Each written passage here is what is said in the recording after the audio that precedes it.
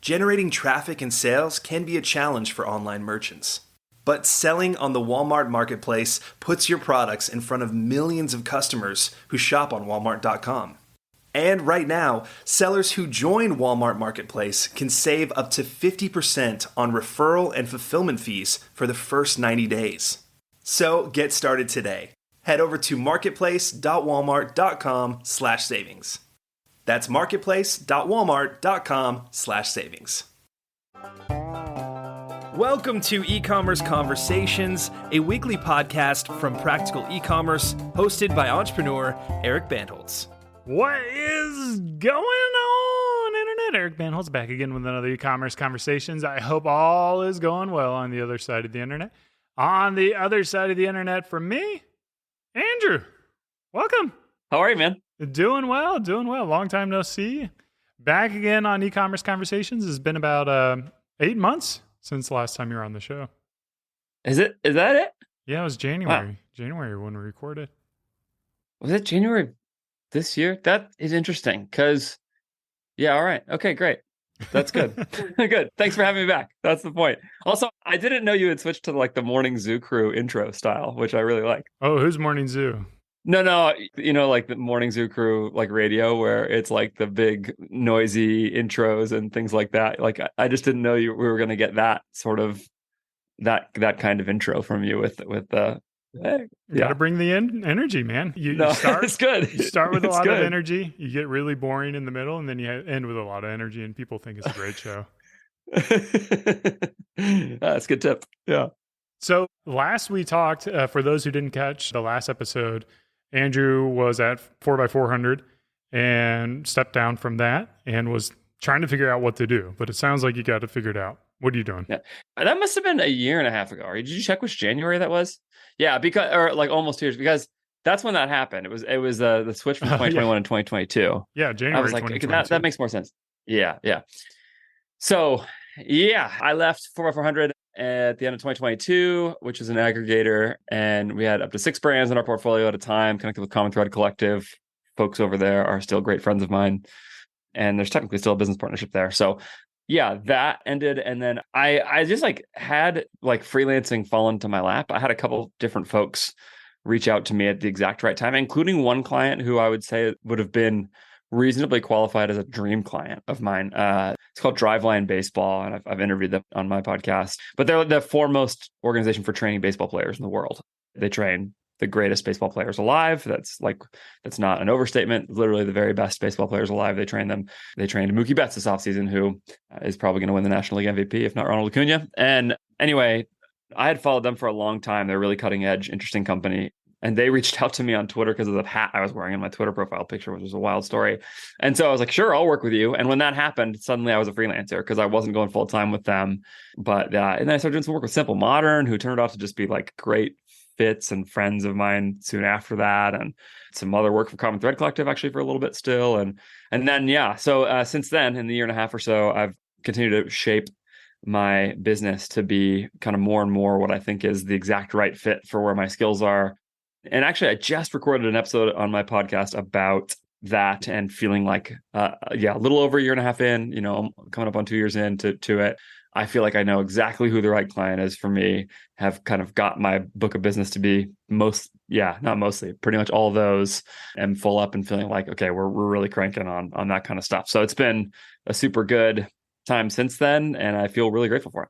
What's your podcast? Last time you were with the CTC. Oh, yeah. One. So you got a new one, right? Yeah.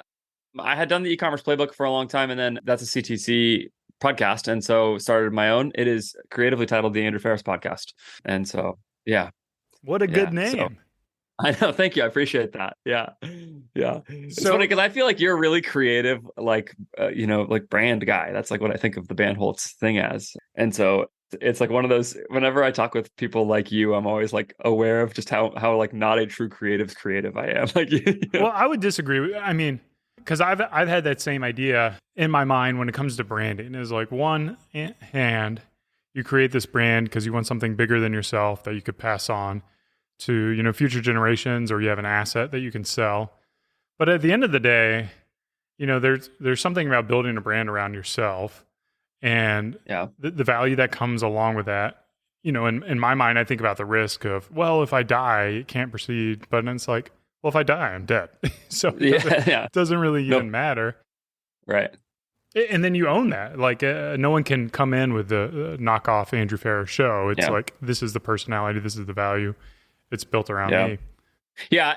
And the other thing is, I had decided at some point very early in my consulting thing that I wasn't trying to be an agency, that I actively wasn't doing that. And therefore, I've made, like, my business is called AJF Growth, which I'm Andrew Joshua Faris, and my podcast is the Andrew Faris Podcast, because I wanted to build the idea around, like, I'm actually not, like, you're not going to work with me and then get somebody else. Like, I'm the product. And so someday maybe that'll change, but I'm not really out to build an agency. I have a couple of people working with me right now, but it's support kind of roles. And so if that ever changes, then maybe I'll change the names of everything. But for now, it was like, it's me. Even then, I don't think you need to, because you think of, like, there's Paul Newman's, there's David Ogilvy, there's Dave Ramsey. Like, all of these have, like, mega brands around a name. So there's certainly precedents that you can just work off your name. And at the end of the day, I think, like, names can be very valuable, but I don't think they're everything. Yeah, I agree. So a brief recap of what that episode was. Who is your ideal client? Yeah. So I love growing e-commerce brands. I want to be in things that are performance oriented. And it's something I've realized. I started offering all of these services when I first went solo. And I realized, like, I'm actually not very good at email. I'm not very good at Google Ads. I'm pretty good at being not bad at them. Like, I can probably not hurt you in those areas, and that has its own value, I suppose. But I'm not actually good at them. And I think I'm pretty good at meta ads. And so that's what I've realized, is that the part of the business that I really love is from, like, 2 to 20 million. That journey in e-commerce is really fun. You're working directly with the entrepreneur, somebody who had a dream and started a company and did it in their living room and has the story of shipping out orders themselves late at night and, manually packing products and everything. And I love doing that. And then being able to power that stage of growth with meta ads. I think that I could probably reasonably incrementally help brands that are already spending hundreds of thousands of dollars, a month or whatever. But I can make a lot bigger of an impact for those brands that are really trying to push their business forward in these meaningful ways. And the other part of that is that I've been the CEO of companies that size. Like, I've been on the agency side. I've seen those reps a lot. So I think not only am I good at it, but I also can be a help for, like, coaching those folks and thinking about all of the landmines that they could potentially experience. Like, for example, forecasting risk and inventory risk in their forecasting and cash flow management, and helping those entrepreneurs in that stage of the business set up all of the infrastructure they need so that as they grow their business, start to add people, they have vision for what their P&L should look like and all of that. And then where ultimately meta ads should fit into that. So the execution side of my service is that meta ads part of it, where I'm, like, actually, doing the media buying and building creative and doing creative strategy, but then also some coaching to, like, what actually do we need to do financially to get your business from, like I said, about 2 to 20. And certainly I would stay with businesses beyond that. I've got a client right now that we've basically gotten there. We did it. We got 2 to 20. And so now the question is, what do we do from here? And I'm going to help. But yeah. Well, you mentioned, like, Simple Modern too. I think they're doing gobs and gobs of revenue. Yeah. Right? Well, so that's an interesting fit, because they actually hadn't been spending almost anything on Meta. And that's a perfect example where I came in with them thinking, like, oh, I'll help you with all of these things in your e-commerce business. And ultimately we just spend all of our time talking about Meta. And that's because that's, like, where my mind wanted to go. And that was an engagement where it was like, we worked together for 6 months. We all kind of said, hey, we got everything we need out of this. Good luck. And that was that. And so, and now they're still smashing with their e-commerce business, and I'm glad for it. It was like exactly what we needed, but they're well past that stage. So, yeah. For those who don't know, no one should know but I DM'd Andrew when we were going through some hard times, really kind of like a couple months ago. We had hired a fresh grad out of college who's very creative, and ended up not being the right fit. I can kind of talk from my perspective. Like, I didn't have the resources to give them what they needed. Like, they needed a lot of kind of like one-on-one coaching, and me being there and kind of being able to, like, the interesting thing about hiring someone out of college versus someone who has experience in doing this is, like, they don't automatically come with that confidence of being able to turn up the budget or spend the money or know when to do it. So you either have two problems, and one problem, they just spend money willy-nilly, or the other problem being that they don't have the confidence to spend money. Yeah. And I think anyone can develop that over time. But if you as the entrepreneur don't have those resources to give to them, then you're setting them up for a not good experience. And unfortunately, I made that mistake. And I feel real bad because the person I hired is an incredible person, really incredible creativity.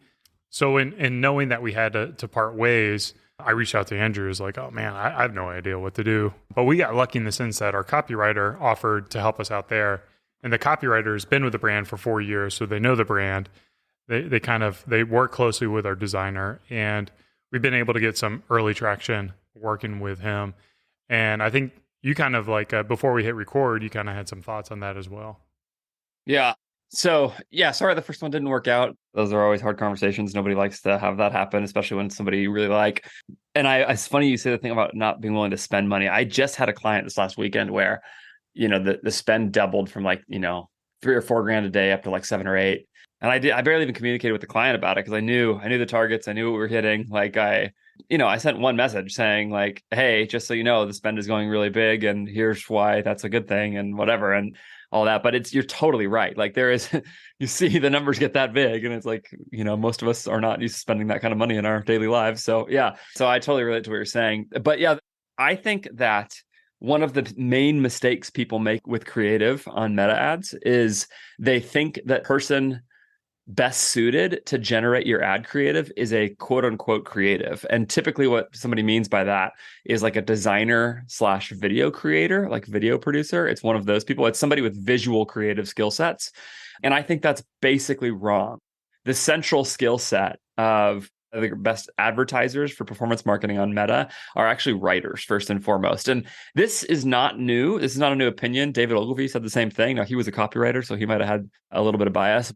But yeah, the hardest thing to do, like advertising is actually about ideas. It's about communicating ideas. And therefore, the core skill set is a person who can communicate ideas clearly and compellingly. And that is actually exceptionally difficult. It's very hard to be a clear communicator and thinker. Actually, the reason it's hard is because it's hard to think clearly first, and then it's hard to communicate clearly if you can't think clearly. But the act of writing is itself an act of thinking. And good writers are people who are really good at not only getting their thoughts down onto a page, but then using the act of writing to develop the thinking further. That's part of the way they work that thought out. I know there's one author I like a lot who says, the reason I write so many books is because it's how I think. And I think that's right. So that is the core thing. And then the writer is the quarterback of the ads and then can kind of call the plays for the other people who need to be involved from there. The media buyer and the designers and the editors and all of those people can all take direction from that person as long as that writer can think first and foremost about this. How do I communicate the idea that I want clearly? So it's not surprising to me that a writer would be better suited for that. It's not new in advertising, but I do think that because of just like what people think of, you need a quote unquote creator and all those things. And it's just the skill set is really, I think, a written word skill set first. I always say the person I'm looking for in this job is somebody who was an essayist in college or something, like somebody who like loves to in their English class or history class or their philosophy classes or whatever, or maybe that was their major, to like convince you of an idea in their writing. That is like, to me, the core skill set of a really good advertiser. Or like get someone who's on the debate team, like an all-star debate Exactly. team. Exactly. Yeah. A debate team person would be great. Yeah. I've never even thought of that before. Like the value of someone who is like into debate. So almost like, I think you're like a bunch of poli-sci people might be good in that. So it's so fashionable to hate on going to college right now, and especially to go to college and get a humanities degree of any kind. But I want all the humanities majors working for me, as long as they cared about it and were good at it. Like I want the good ones working for me. I mean, because people who can think through ideas, like it's just almost nothing more valuable than that, I think, in a business is that kind of core skill. It's a really, really hard thing to do. Many people are bad at it. And if you can, exactly what you said, poli-sci, like any of those kinds of things is like, I think the right exact skill set. So I myself was a theology major in college. And like, I think that ended up serving me very well for the exact same reason. Theology is basically part of the humanities. It's an ideas major. It's like a philosophy. You're thinking through. Yeah, that's right. And I think it really helped me. Yeah. I want to dig down into a little more granular. Since we're relatively new into the Facebook game, we've been doing it, quote unquote, I want to call it super successfully, but we've been getting some traction about a month in. there's multiple strategies to Facebook. If you could kind of give the listeners, like, what are the core strategies and how do you know what is going to be the best strategy for your brand on Meta in 2020? You mean from a media buying perspective? Yeah, I mean, I would guess I should say the strategy we're doing is basically trying to find the one ad that really hits, and then spinning the heck out of that one ad. And then it's just like there's a system and a process for finding that one ad, and then working in like different audiences and things like that. But there's also basically there's the idea you just target everyone and let Facebook do the thing. But I'm the worst person to speak from this because I'm no Meta expert and I wouldn't even know like what's up from down on the dashboard. Yeah. Okay. So let's start there. Targeting. When I started in Meta ads, just like 9 years ago or something like that, people would always talk to me on the agency side or to Taylor Holiday when we were working on stuff together and say like, oh yeah, we need Meta so we could do micro targeting. We could find the exact right person. And that was like the language people would use.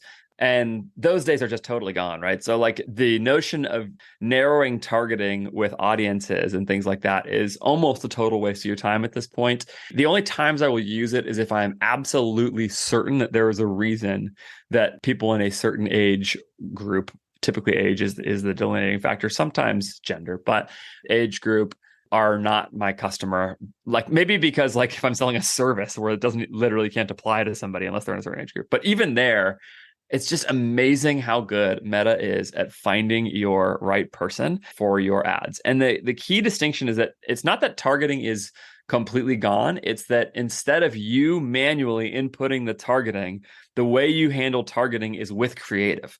And this is the key idea that people are going to respond to your creative differently, right? And so different audiences are going to respond differently. And what Meta is so good at doing right now is grabbing the data from people responding to your creative and then finding more people like the people who are responding to it.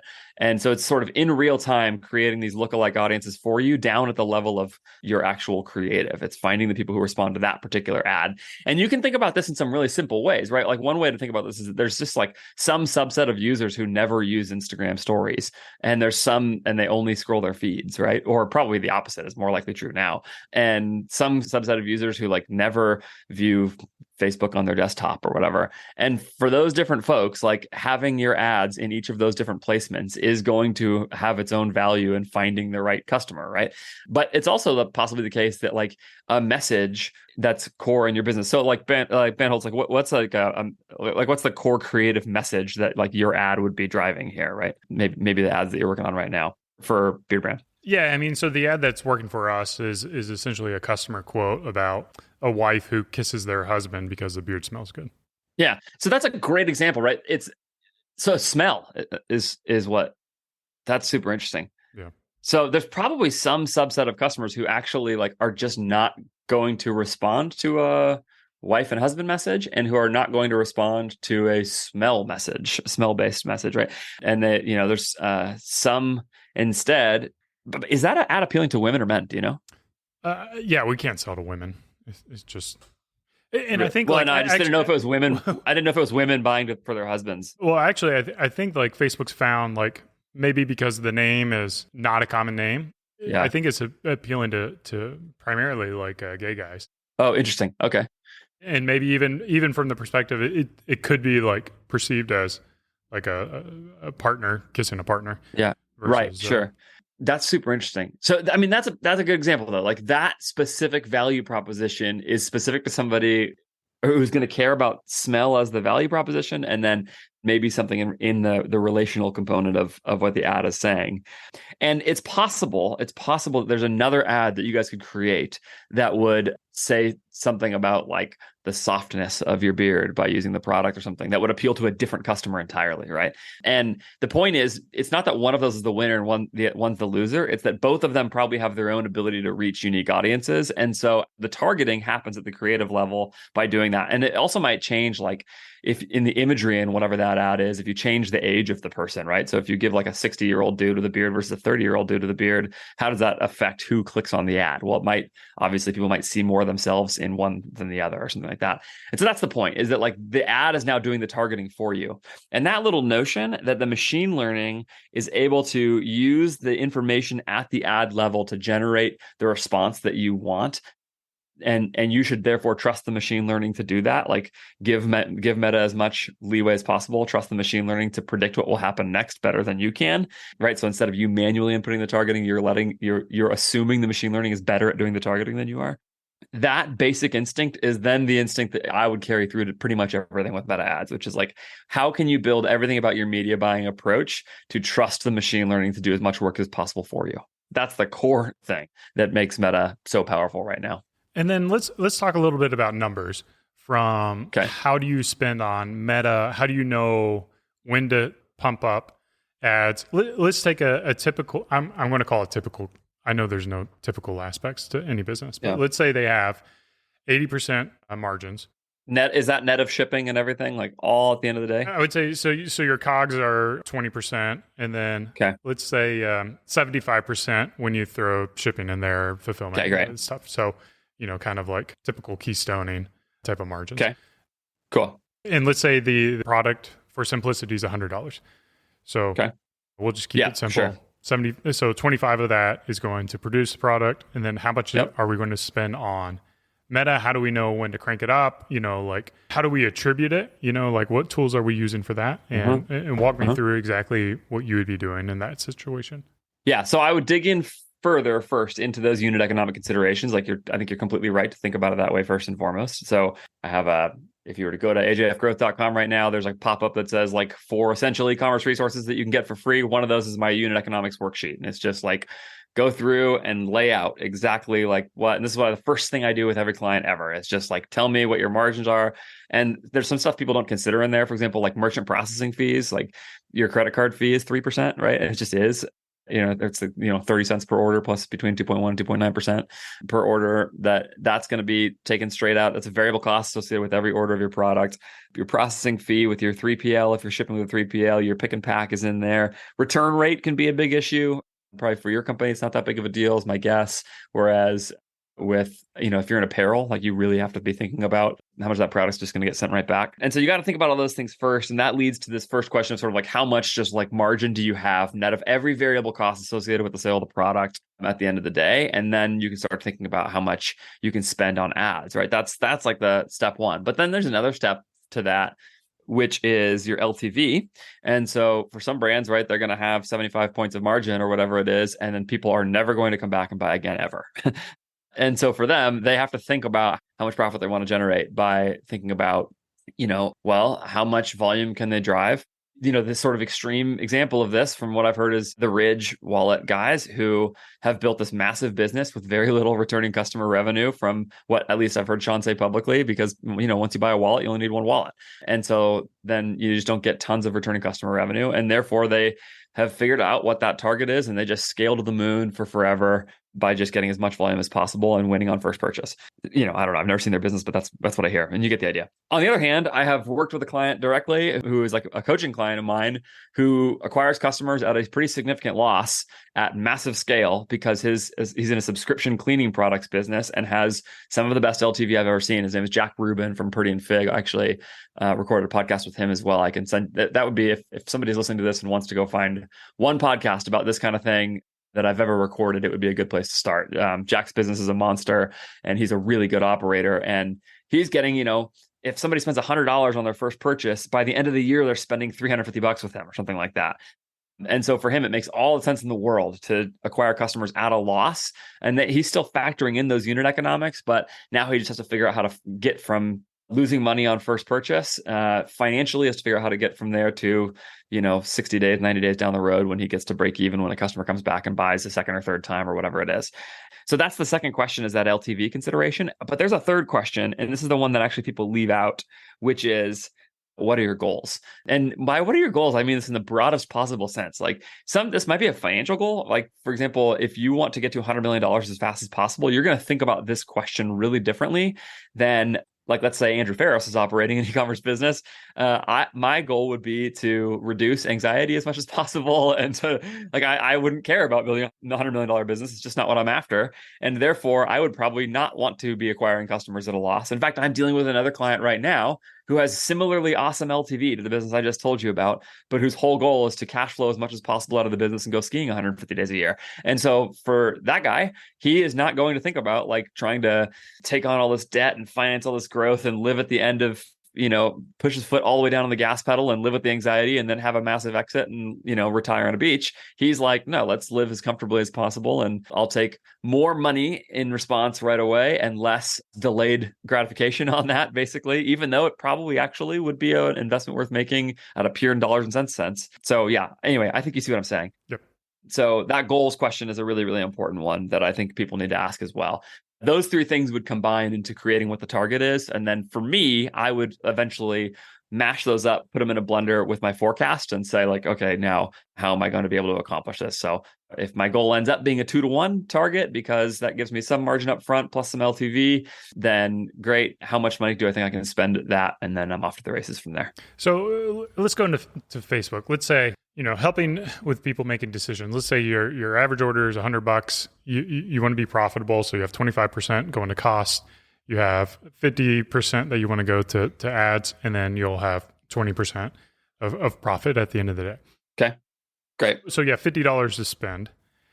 Yeah. On Facebook, are you using, Northbeam, Triple Whale? What kind of attribution are you using? Is it 28-day? Is it 7-day in Facebook? Yeah. I don't think there's any reason a brand under $50 million in revenue needs an attribution tool at all. Okay. I think it's just like, it's very unlikely that your media mix is challenging enough to where you would need that. I think it's fairly questionable whether people over $50 million need an attribution tool. But I have not done as much work there. And if there is a case for those tools, it's probably in that range.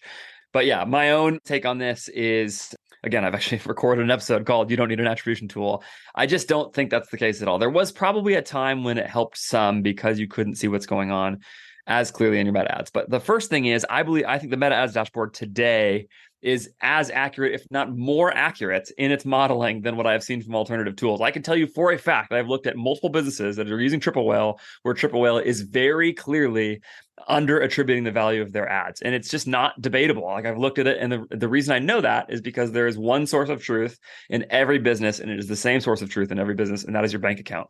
Your bank account is ultimately the attribution tool you need to care the most about, because if you're driving new customer revenue with your ads, you will be able to see, if I turn up my ads up to $5,000 a day, all of a sudden, you will be able to tell what happens in the revenue in your Shopify account and ultimately the dollars in your bank account that happen relative to you turning up the ads that much. And that's the thing that I'd be paying the most attention to, because that's ultimately the source of truth. So yeah, especially when you're earlier stage with your advertising and you're trying to figure these things out, you can really clearly see the effect in your revenue as you turn up your ads, just by seeing kind of how revenue changes as your ad spend changes.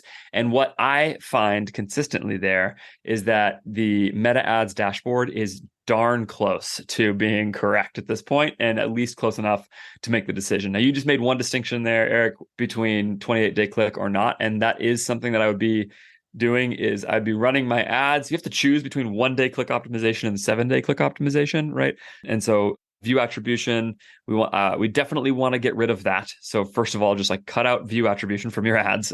That is not going to be incremental or showing any additional value. So if you're running ads and you have view attribution turned on, turn it off, get rid of it, and run your business based on click attribution. Most brands should be probably running 1-day click. In my experience, that's just because most people don't have long consideration cycles for their products. The longer consideration cycle might mean you want to optimize for a longer consideration cycle for the customer. For example, like I worked with a furniture brand at one point that had a $3,000 AOV. Most of those people are not like clicking and buying within 1 day. Most of those people are, at least for me, I'm not just dropping $3,000 on furniture without thinking about it. And I think that's most customers. So there's a little bit, so that sort of 7-day click window can really help. But always keep in your meta ads dashboard, no matter what you set as your optimization, keep in your meta ads dashboard the 28-day click setting. And you have to go set this up. There's a button that says compare attribution tools in meta ads.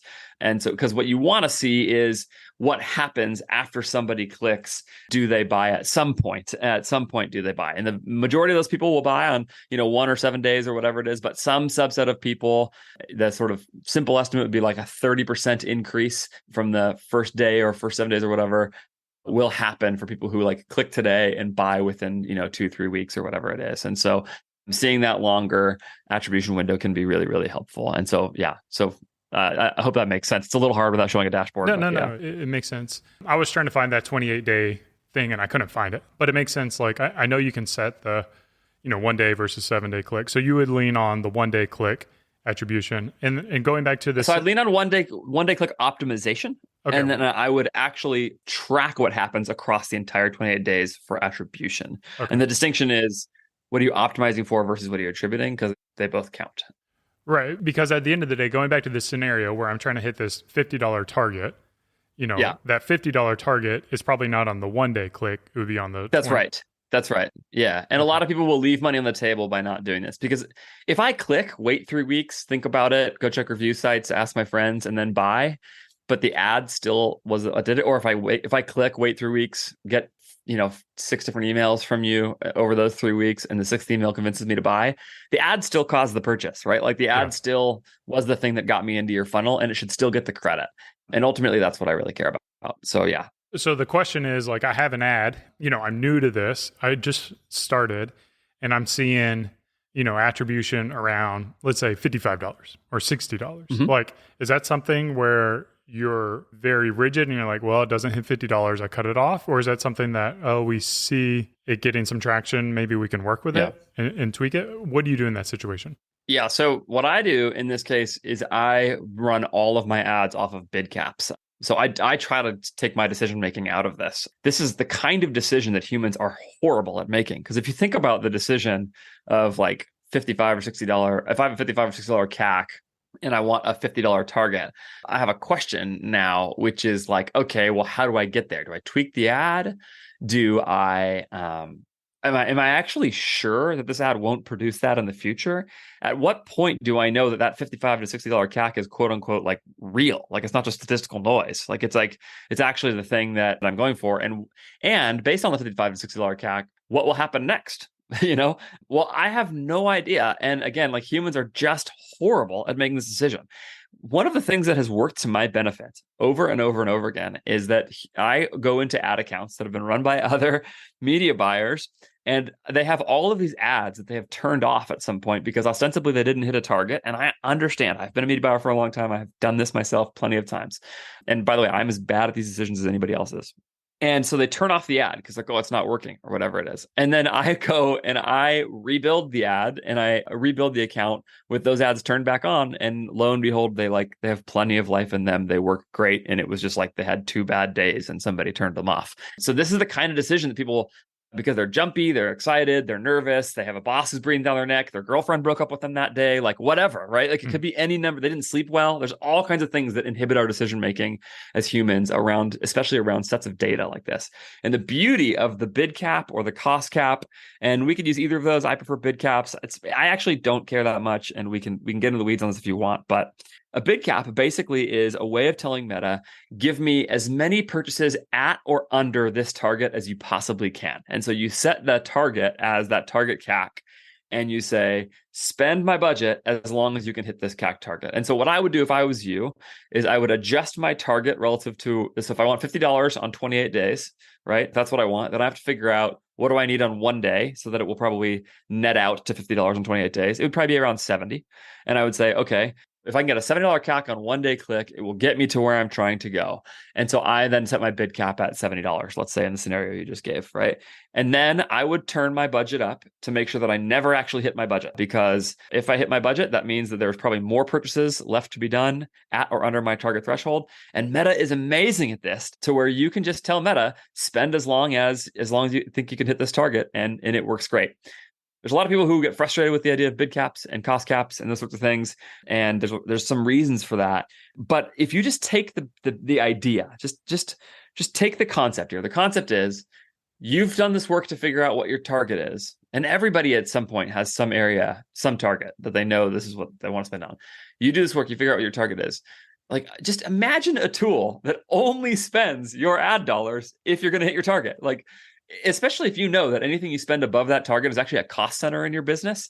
That is magical. It's so helpful. It's unbelievable. And so people's sort of inherent resistance to this doesn't actually make much sense to me. It's really, really useful as a tool for solving this problem. So that's the way I would do mine. Is I would actually, to wrap this answer up, I wouldn't make the decision. The decision. What I would do is I would put the bid cap in place.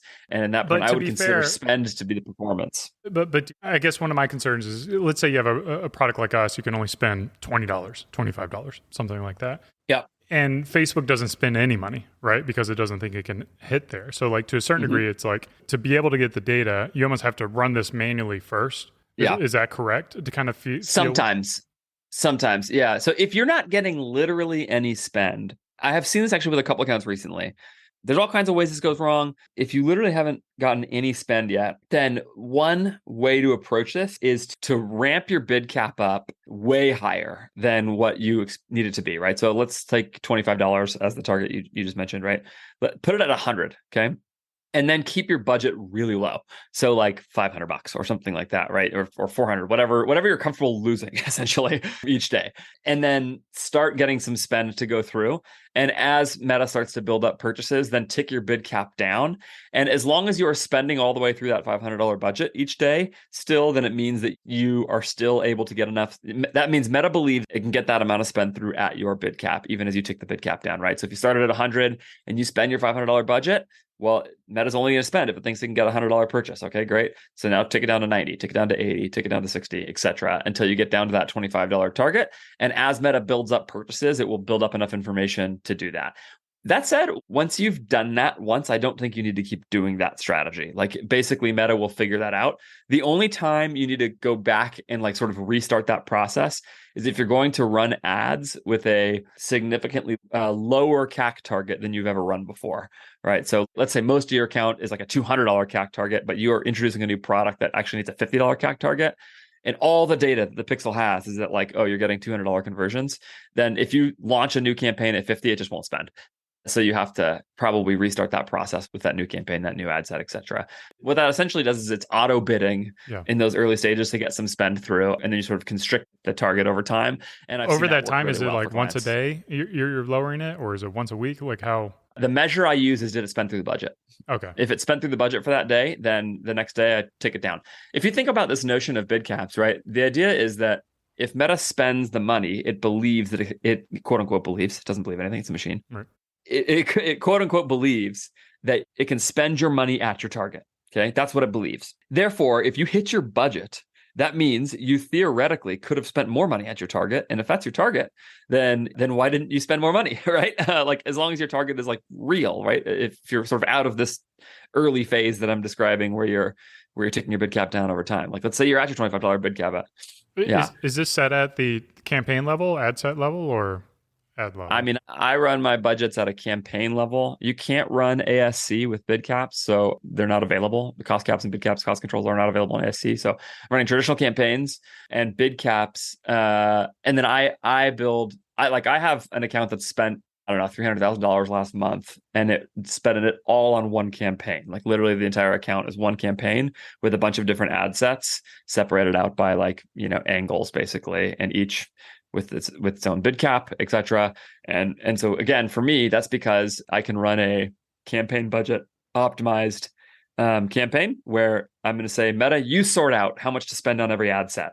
I don't want to make that decision. I want you to make that decision. You use all the information and data you have, and you just spend between it. And so, I mean, if you're spending less than $50,000 a month or something, like I think there's not a great reason to have lots of campaigns, maybe a couple, depending on a couple things, but mostly I try and keep it within one campaign as much as possible. Sweet. Where can people follow you, hire you, find out more?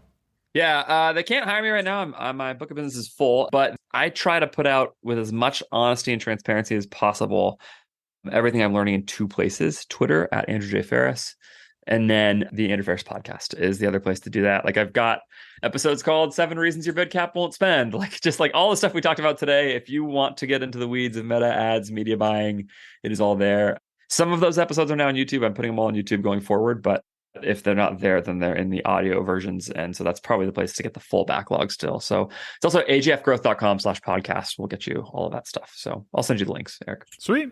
I appreciate you coming back on the show. I hope you guys enjoyed this as much as I did. I know I've got a lot of learnings from this and takeaways that I'm going to hang up this call and talk to my copywriter and just share it with them. Yeah. So as always, thanks for listening. Cheers and keep on growing.